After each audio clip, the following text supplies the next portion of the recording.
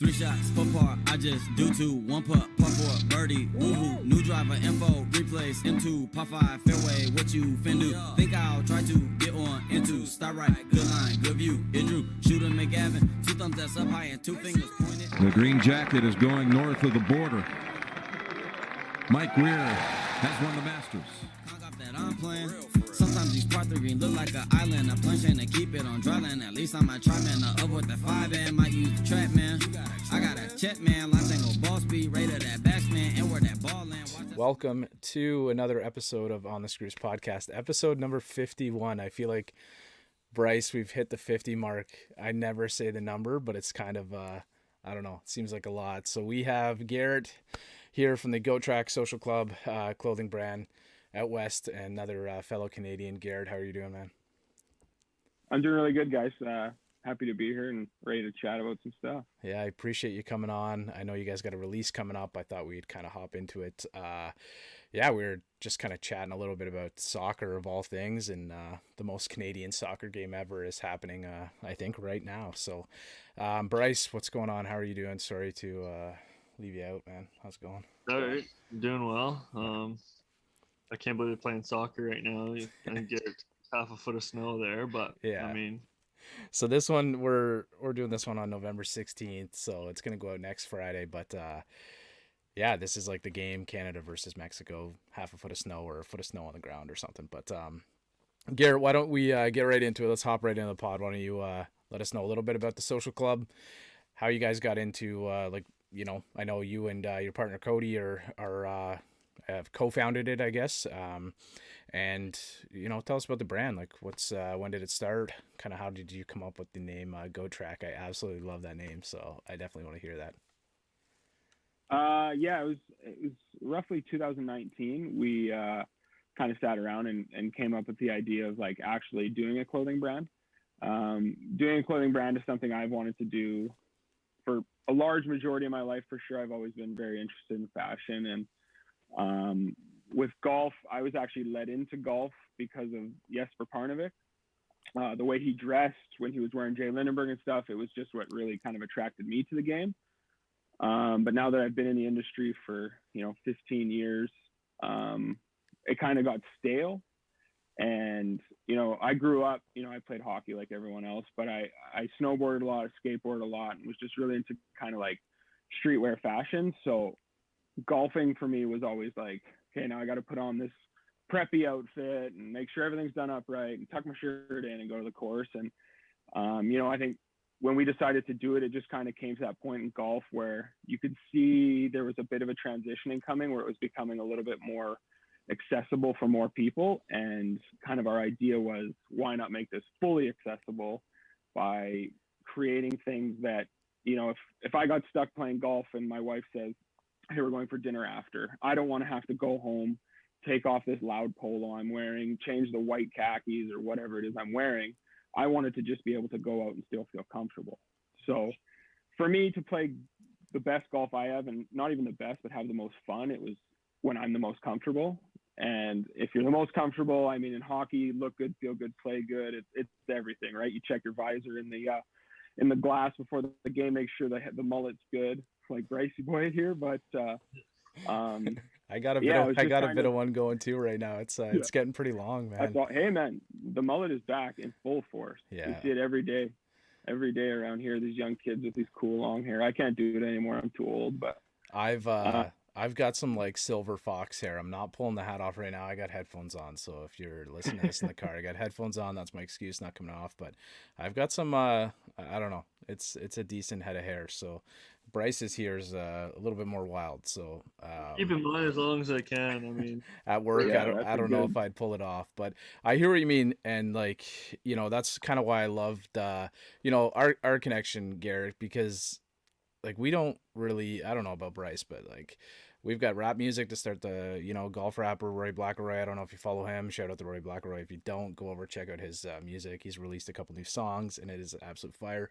But I don't really care to, I understand private clubs and certain rules and whatnot, but I don't mind going and playing a quick 9 after work and just throwing on some like, gym shorts, whatever it is, and what I'm wearing right now, quarter zip or whatever. And that's kind of the idea. Like, that's why I really like your page. I like the way it looks, and it definitely intrigued me. So sorry to cut you off. Go back in. Sorry, man. No, that's all good. That's all good. Yeah, it's just it's more of a comfort thing, and just being able to kind of express yourself and kind of do your own thing. I don't knock anyone who tucks in their shirt and does up their polo and has a Titleist hat. I mean, do you? If you need to put on the uniform to perform at that level, or how you want to, like, do you? I really don't care. And in the same token, I hope you wouldn't care that I dress this way, because I mean, golf probably the only sport where there's an actual dress code. Like, you have to adhere to this or you can't participate. Like, yeah, I think so. That's maybe maybe tennis. I don't know. Okay, technical difficulties. We are back. Let's hear from Tommy Fleetwood with a unibrow. Go ahead, Bryce. Hey, easy. I read it the other day. It's pretty good right now. But I was just saying, I like kind of where the game's going right now. It's kind of getting a little more laid back with the clothing and all the rules. Because I mean, they put hoodies into the tour. Like, you can wear a hoodie now on tour, which I think is great. I mean, man, remember last year Terrell Hatton won. What was the event that he won? And he was wearing a hoodie, and then like there was a club down in like the UK, like a really prominent club. I should have looked this up before. Obviously didn't know that we'd be talking about this, but they sent out a memo that they like related hoodies to ripped jeans on the golf course. And like he's in like an Adidas hoodie that probably costs like $200. It's like fitted and like looks really nice.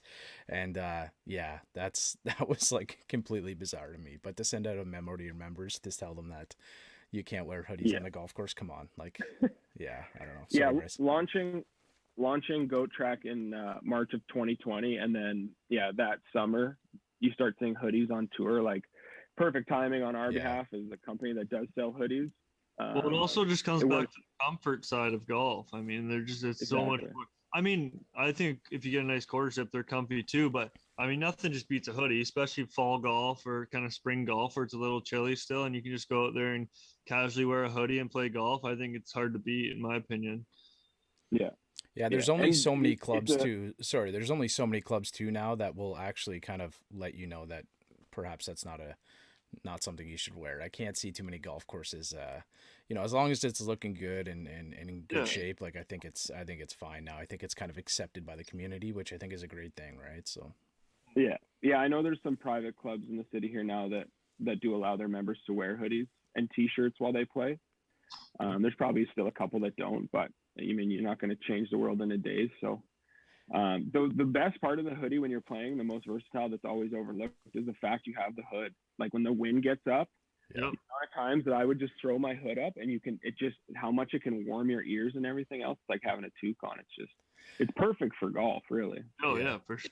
Like, I'm a walker, and I've got like the hand warmer and stuff like that you can like throw on your waist. I usually just have it dangling off my bag, so when I pick up the bag, I just kind of toss it on and I don't know, like quarterbacks wear or whatever, right? So yeah. Is it do you have the G-Tech one? No, I've got a Titleist one. Yeah, I used to have the Titleist one, and I bought that G-Tech one, and that heated like bar inside of it, man, you want to talk about game changer. If I was going to that soccer game tonight, I would have had it for sure. But it has like a pocket to drop in like those hot paws or whatever. But so can you tell us, like, how'd you guys come up with the name? I mean, honestly, Go Track just kind of, the name and the logo, it kind of just, I mean, everyone knows Goat Track being like a course that's, when you think Goat Track, you think of not the best golf course in the world. And I think it just kind of worked really well with what we were trying to do as far as making it more accessible and kind of for everyone, that, we're not the Royal and Ancient something or something. We're the Goat Track. We are bottom level, as welcoming as you can be. It doesn't matter if you're a player or if you're a 40 handicap or if you've never touched a club before in your life. Like, we kind of welcome everyone and we want everyone to feel comfortable. And I think Goat Track is almost like not a slander to ourselves. I don't see it that way, but I do see it as like, kind of just more of that welcoming. Well, just like a relaxed vibe on the course, right? And I've used that word stuffy so much when it comes to golf, and like trying to relate, like a relatable word to the game of golf is like definitely stuffy. So I like it. I have definitely a Go track very close to us here that I do not play. It's that bad, but there's a few others that, you know, it's nice to just like, I play golf with my wife, my sister, kind of hop out, just play a quick little 9 or something. So nice to be able to I don't know, you guys got some nice stuff too. Like, it's, although like you have a background in like in clothing and fashion, I guess, right, Garrett? So like Hmm. the stuff is nice. Like the gear that you guys have is nice, and it's definitely something that I look forward to getting on my bag for sure. But yeah, it's pretty cool. I think anybody that hasn't already, go over and check out the IG page, and I think you'll like it. You guys got a pretty cool IG page. Like it a lot. Thanks, dude. Yeah, Appreciate man. that. Yeah, Garrett, I Appreciate was that a just lot. wondering if you wanted to go into a bit about what you guys have in your product line and maybe what's upcoming here in the future. For sure. So right now, just heading into the off season as we are, kind of gives us all a chance to kind of take a breath. Cody and I both have day jobs. I just took on a new role at my current job. I work at a place called Golf Traders. We specialize in, you know, used golf clubs, new golf clubs, fitting, and everything like that. Well, we just moved into a new location and opened up a bar and restaurant inside of our store with 7 simulators. So Nice. I've taken on a new role as like bar manager and like restaurant manager, which is new to me, which has been, you know, it's a pretty fun learning experience for sure. So it kind of slows us down with on the goat track side of things through the winter. I mean, there's a lot of planning because you kind of have to have everything ready for, you know, that spring 2022, I guess it'll be here. But yeah, coming forward, we're going to be doing a couple little drops here in the winter. This next one, we're kind of going to test the market a little bit. We're going to do a bundle. We're working really closely. One of my oldest and best friends went to university with him. We're in the golf program together. Andrew Zavarucha, he runs a Instagram page, Zavi Woodworks, and he essentially taught himself how to create wooden masterpieces. And now this is what he does for a living, like full time. And he's doing a couple pieces for us that we're bundling together with another local guy from Pioneer Golf, AJ Mark, another great friend of mine. He was a member at one of the courses I was a pro at, I don't know, like a decade ago now. He makes incredible handmade head covers, and he's got a couple cool little pieces that we're adding into this bundle. And then moving forward into February and stuff like that, we're just kind of more accessory side of things, I guess, through the winter here. I find, and we kind of found too, it's like when you're a company that makes hoodies and t-shirts and stuff like that, like you can really overdo it quickly. I think if you just keep pumping the same thing into people's, not that it's the same thing, but you're pumping into people's faces all the time.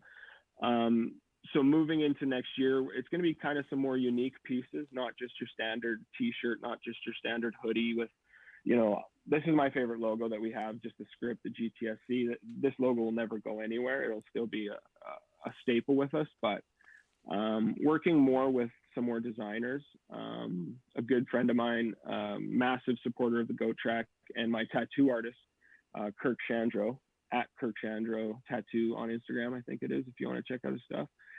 We're kind of bringing him on board a little bit to kind of help with some designs on some t-shirts and stuff, just to kind of elevate everything, because you know, you have to kind of keep evolving in this, what is now, since COVID started, a very oversaturated market, it seems, of like new golf clothing brands.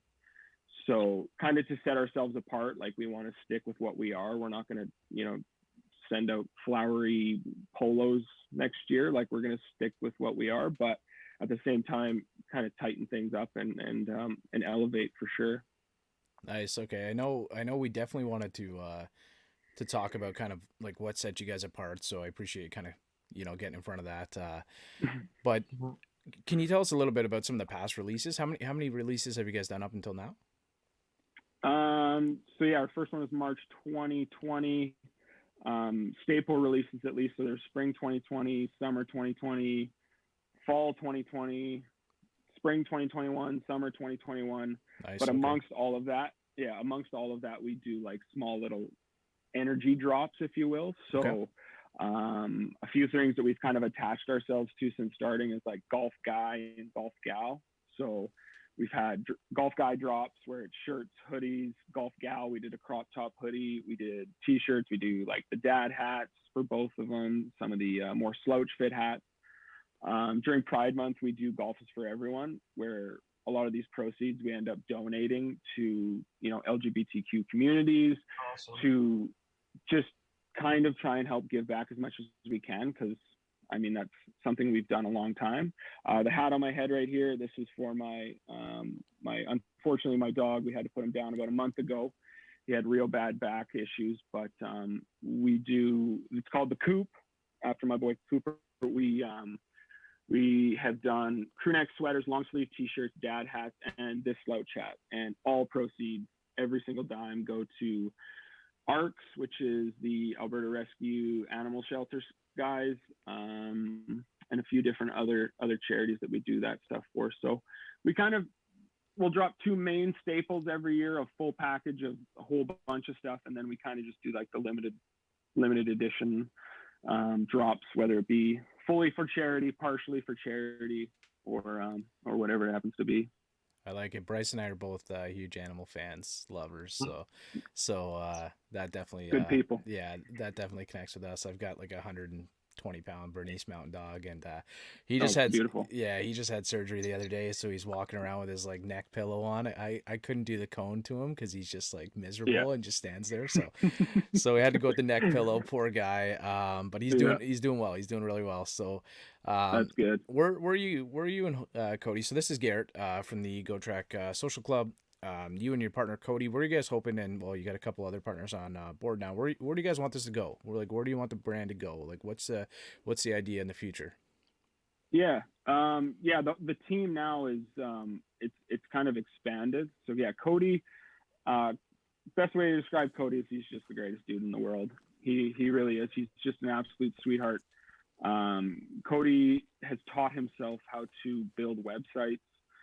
He's taken classes on just social media growth. He's an incredible photographer. He handled a lot of the shipping and receiving and storaging of all of our gear for the first year and a half, I think, too. So he is just my right-hand man and an absolute rock. We have Tom Jackson, who actually works on the 4Jack podcast. The guy's out west on the coast there. Tom just came on. He's going to be handling a lot of like the Google backdoor SEO stuff that is just so far over my head that it's something I could even begin to wrap my mind around. And then we also brought in a good buddy of ours, Brendan Dervin, who is affectionately known to as Derv. He is, as we're speaking, I can kind of give a bit of a hint away. He is curating a vintage collection for us. Okay. That will be hand selected. The best of the best will make it to our website that will be for sale as well. Me working at Golf Traders, I'm pretty fortunate that a lot of times we have people who just, I have these clubs in my grandpa's garage, I don't need them. And well, that's a perfectly brand new Persimmon Ben Hogan, driver.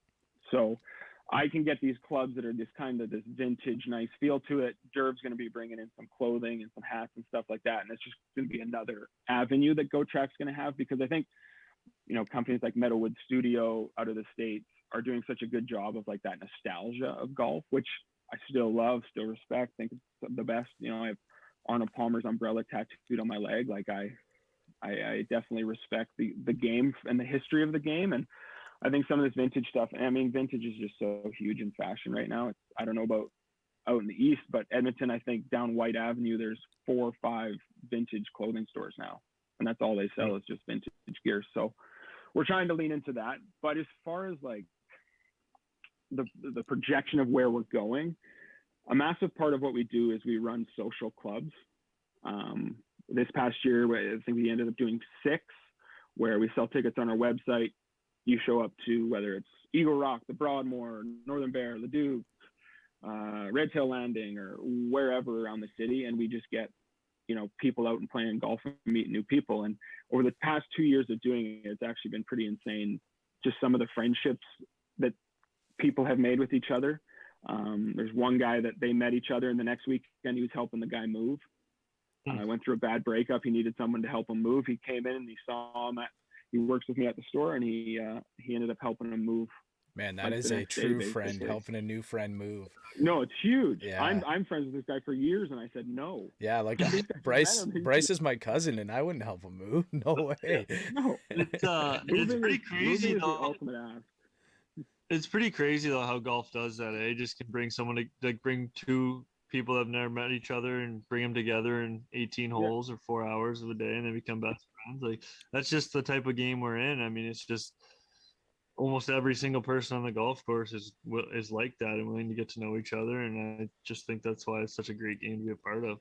Yeah, like Yeah, that 4 hours spent together is you get to know a person quite a bit in 4 hours when you see how they handle, playing the most frustrating game in the world that it is, right? absolutely. A couple months back now, we had a gentleman named Anthony Spagnoli, firefighter on the course. Anthony has golfed all of Canada's top 100 courses in Canada on the Score Golf list, and he's also a raider. And right now, he's down in Pennsylvania playing a couple. Bryce, you might know them, but a couple top courses in the States. He does some rankings for Golf Digest as well. But Tim and I went out and played TPC.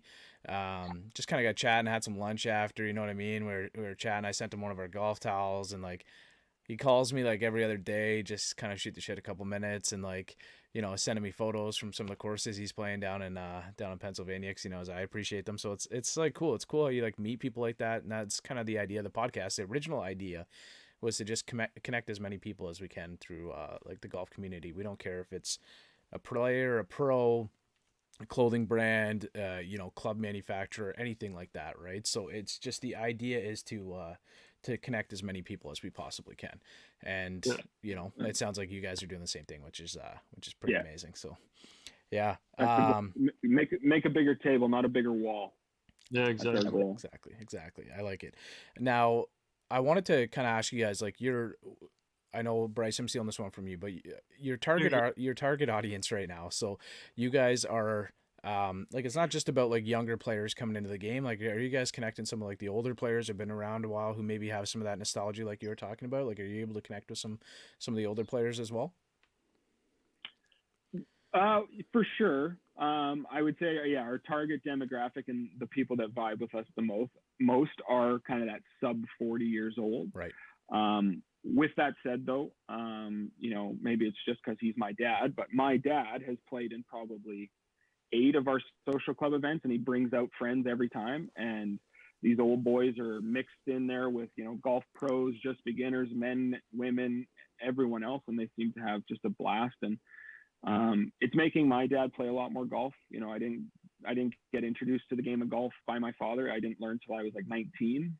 My dad's not the greatest ever, but he's getting better, and he just has so much fun when he's out there. And just like seeing that Goat Track has brought that to my own dad, and to his buddies, and see the joy and how much fun they're having out there in the laughs. It just, it makes it all worth it at the end of the day. It's just knowing that we're expanding who's doing it. Like my mom has been coming into the simulators at work because she wants to learn how to play golf this winter. So next summer she can join my wife, myself, and my dad. And it's just like, this is exactly what I want. I want women who are 60 years old to feel comfortable and not be embarrassed or whatever, and just come play. It doesn't matter. Just doesn't matter what kind of clubs you have. Doesn't matter if you don't have the coolest bag or you're wearing a ripped hoodie or whatever. Like, just come swing the sticks, and you're going to fall in love. And then, I mean, you guys know firsthand, right? Like, you played hockey forever, Bryce.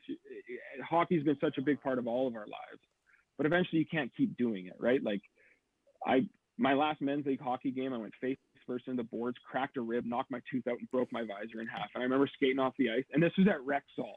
That's the worst part. Like, where Connor McDavid broke his clavicle, where I broke my face. I remember skating off the ice and just thinking, I'm done. Man, that's too much. And the next day, and just feeling the pain of it all. But like, I can golf till I'm dead. Yeah, exactly. You can play literally till you're 9. You can't walk. Yeah, and then exactly. You can still swing a club after that. I like absolutely love golf, but I had to tell you my story about my last hockey game too, because it's similar to yours, Garrett. So I was like, I don't know, playing in front of the net or whatever, got bumped by a guy, dislocated my shoulder for probably the 25th time. And I'm playing against a team of firefighters, and on the other team is my physiotherapist. And he was like, I'm skating off the ice. And like, I know it's happened so much. So I'm just doing that like weird, awkward, like slow skate off. And he's like, what happened? He's like, is it your shoulder? And I was like, yeah, like, I don't know. I said like, you know, whatever, I'm done or whatever. He's like, okay, I'll see you tomorrow. And it's just like, it's just like, yeah, like that's kind of my last game of hockey, my last game of baseball. Like I played like slow pitch at like a pretty high competitive level, slid into a bag, dislocated same shoulder, sat in traffic for an hour on the way home. And just, I don't know. That's why I love golf. Golf is for everyone. It gets to the point where, it gets to the point where it's just not worth doing that to your body anymore. The year I turned pro, when I got my card, I was playing men's league summer hockey because I was just too stupid to stop playing. And I ended up getting hurt like a month before I went for my PAT. And when the assistants at the shop at the time just like grabbed me by, he was about 10 years older than me, great older brother type relationship, and just grabbed me by the scruff of the neck. And he's like, are you stupid? He's like, you're, 24 years old now. You're not going to the NHL. You're playing Div 1 men's league in the summer when you're trying to turn professional in golf. Like, what is wrong with your brain? And it was kind of like, okay, I'm done summer hockey. I won't do that anymore. You win. But it took one more good injury for me to realize, no, this isn't for me. I'm a flop shotter, not a slap shotter. That's for sure. Me too. Like Bryce, like, are you still playing hockey at all, Bryce? Yeah, I play Tuesday. We do Tuesday, Thursday mornings before work at 6. I play off and on in that, and then Sunday beer league. So I'm still getting out a few times a week. So you scoring lots of goals in the beer league or what? Yeah, last summer we were in the D division because come on, man. Well, so there's a story. So Shay's brother, his good buddy had a team, and we just went out and subbed, like played a couple games because they needed guys, and then it turned into us playing full time. And then it was bad. I mean, I had a few goals a game, and then it ended up the commissioner coming down and saying, all right, next year you guys aren't playing in the D League, like I'm not letting you. So we play in the B division now. So It's not as we had a buddy of ours that he used to play like in the Quebec League or whatever. He was like really good too. He's a captain of like the Acadie Bathurst or whatever, and he came back up, played with us, but like he wouldn't shoot the puck. He would always just kind of like move around the offensive zone and then pass it to one of us and try and score. Like I'm a retired goalie. I retired pretty early, but I tried to go out and score some goals. Had a little bit of fame and that was it. But hockey is definitely done for me anyway. So right now, as we're talking right now, Garrett, I know you guys are big Oilers fans. They're playing right now, so can we chat a little bit of hockey? It's the off season. Like I'm sure it's a golf podcast, but I'm sure some of the fans. I'll be completely honest. The only hockey I watch is Oilers, though. Yeah, like, that's fine. You can't give me a fourth liner question about someone from Montreal. I won't have the answer. But Oilers, I can talk. We have a bingo machine that we do our lottery for our draft. I'm in a pretty, I don't know what you want to call it, fantasy hockey, but now nobody makes trades. So I want to say it's an intense league, but nobody makes trades anymore. So it's just boring. But I got the first overall pick. So of course I'm picking Connor McDavid. So wanted to ask you, like, first thing when you and I got chatting, I was like, man, like I just drafted him. I was so happy. And like, is he like the most underpaid player in hockey? What's your opinion on Connor McDavid? Getting to watch this guy every night. Like I try and stay up and watch some of the late games. I get up pretty early for work, but what's your thoughts getting to watch this guy play every night? We're spoiled rotten here. First off, because him and Draisaitl, because I mean Drat's just as nasty. Yeah. But Connor just does it at 100 miles an hour.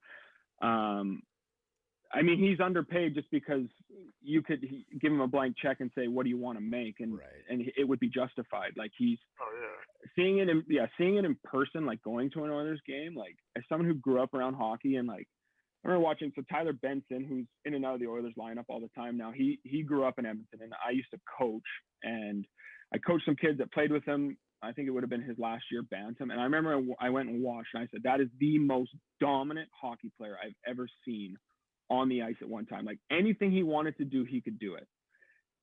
And now he can't quite crack the roster. Right. And then there's what Connor McDavid is doing. Like, I just wish, I mean, I appreciate and love that I get to see what he's doing now for 82 games of the year, plus hopefully more than 4 playoff games this year. But I wish I could have seen what he was doing in bantam, because just to see what I saw and had not Benson not crack it quite yet. I mean, he might at some point. He plays really well. But to know what that guy was doing, like, it must have just been mental. Like, Man. kids I wouldn't even want to play. Like, Bryce saw it. Bryce played against him. Bryce saw it from Bryce. end. Bryce saw it from the end of the bench constantly. Well, I never Bryce. played against him growing up because he always played a year up. He's my age, but he always played a year up growing up. Yeah. So I never played against him growing up, but I played against him in the OHL. And I mean, I didn't play against him, but I get caught out there maybe 1 or 2 times against him. And it's just, it's stupid. It's not like you were saying, like comparing that to comparing to be on the ice with him and watching him in like the stands is night and day. Like you don't realize how good this guy is. Like I'm still not convinced he's a human being. Like I think he's an alien. I still do. He's just it's insane. I think the most impressive thing about him, and it's every single time they show a highlight, watch how many times he looks at the puck. That one where he went through all 4 Rangers, he looks down one time. He just kind of glances down right at the end. Yeah, he does. And that's the craziest part to me, because I remember growing up, my dad would be like, try to do that without looking at the puck. Keep your head up. Keep your head up. You know, like everyone is taught. But this freak actually does not look at the puck. All right. Okay, so we got to talk about Draisaitl a little bit. I think, so my personal opinion, Draisaitl is the second best contract in the NHL, only to Victor Hedman. I think Victor Hedman makes $7.8 a year or something like that, and being probably the best defenseman in the league, I think he gets, I don't know, a little bit. Anyway, Draisaitl like is probably the best. He's the best paid forward in the league, I guess. Best value contract, if you want to call it. We live in Toronto, or well, Bryce is from the area here as well, but lives down in Michigan. So every time a player signs a contract, all we talk about is, oh my God, Marner makes this much, and JT makes this much, Matthews makes this much. Like Matthews, you pay how much? Like blank check, kind of like you said with Connor McDavid, best goal scorer in the league. You pay him whatever you want, but the other 2 guys, like I get it. But what's your thoughts on Dries? Like I absolutely love him as a player. Yeah, Draisaitl's probably, I mean, obviously Connor McDavid is every single Oilers fan's favorite player, but Draisaitl's actually probably my favorite player. Yeah. And it's because and there's often times when it looks like he just doesn't give a shit what's happening out there. Yeah. And he's just coasting, and he's kind of got the stick up at his waist, but then in a second's notice, it's 3 strides, click, bang, goal. Yeah. And like his passing, you know, they said, like, I think it was last year, the year before, like, I don't know, TSN or whatever, you know, how Draisaitl is the best passer in the league. And I was like, that's the dumbest thing I've ever heard. Sidney Crosby still plays hockey, like best passer in the league, hands down. But what he's been able to do over the past couple of years, especially like this year, that pass he gave Yamamoto for the, I mean, there's 20 seconds left in the game to win the game in St. Louis. No look, kind of just right to him. The speed at which he can pass the puck, just the sauce that he throws is just so muy bueno. It's just very nice to watch. Love it. I was always, I mean, growing up, I've always liked kind of the flashier players. You know, Pavel Bure was my favorite player forever. I got a custom-made hybrid cover of his like Vancouver, the old black, yellow, and orange jersey. I mean, I hate the Canucks almost as much as I hate the Flames, but Pavel Bure was my guy. So yeah. But yeah, Draisaitl just kind of just ho-hum, goes about his business and just racks points. And now that he's not on McDavid's line, I think it like shows even more that, well, you can't do it without him. Well, apparently I can, because I think he has like 4 more points than Connor does right now. Hey, he's still the second best player. He's probably still the second best player in hockey, right? I think so anyway. Garrett, you guys took our guy Hyman too. How like he's turned into like an offensive dynamo out there. Like what is going on with Zach Hyman? We have CC too. You didn't want to talk about Cody CC? No, he's the man. no, we're not. Unfortunately, we don't have any time. We're running out of time, so we can't talk about Cody CC. But we can squeeze Hyman in for sure. But yeah, like Hyman I think like turned out to be an absolute beast out there. He's always like a great player for us. Like I guess he was, you know, kind of a puck fetcher or whatever you want to call it. But yeah, I don't know. He is thriving out there in Edmonton right now. Hyman seems like he was that missing piece that like the Oilers have needed for a good 4 or 5 years, where it's like he just works his tail off. He just wants the puck, and he's not afraid to go to the net with the puck, which I think in years past we've had a lot of players that play on the outside and kind of up the end of their stick when it comes to that sort of stuff. But I mean, Hyman scored a goal or got an assist on McDavid's 600th too, where it's not too many guys are actually going to take it to that hard area thinking I'm about to get hammered in front of the net, and he buried one and then got the assist on McDavid's 600. So I know everyone seems to just love him too. Everything like that's being portrayed to Oilers fans via whether it's Facebook or Instagram or TV or Sportsnet or whatever, it seems like the boys are having fun, and everyone's gelling really good. And I mean, you guys know what it's like to be in a good dressing room. It can spark a lot of good things out of a team, which the Oilers have had a shitty room for a long time with some attitudes and some other things. I mean, I'm talking like I'm in the room, but I'm just speaking on to what it's been portrayed to us as, and guys that didn't give a shit, where now I feel like every guy on that team, like I think Tippett did a good job of saying, this is your role. You do your role. We'll have success. And you guys took Barry. Everyone seems to have bought in. Took Tyson Barry from us. I was just gonna say that. I forgot. Barry kind of flopped in Toronto, and then he's been good. Like he's been good. I could really care less about anyone who gets traded away from Toronto, because it's just like whenever someone leaves or comes to Toronto, like whenever someone comes to Toronto, they're terrible, and then when they leave, they're good. Yeah. Like Anderson standing on his head, Hyman, Cece playing out of their mind. I mean, Barry was pretty decent in Toronto, I thought, but Dion Phaneuf, Calgary stud, comes to Toronto, doesn't really do too much. Yeah. Phil Kessel, stud in Boston, comes to Toronto, doesn't really do much. Goes out of Toronto, now he's like back to his Phil Kessel ways.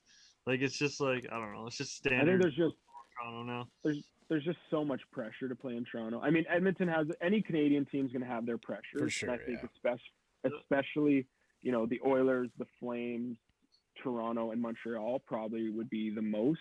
I guess Winnipeg, you can lump them in there too, but yeah, I think just playing in Toronto would just be so much put on you.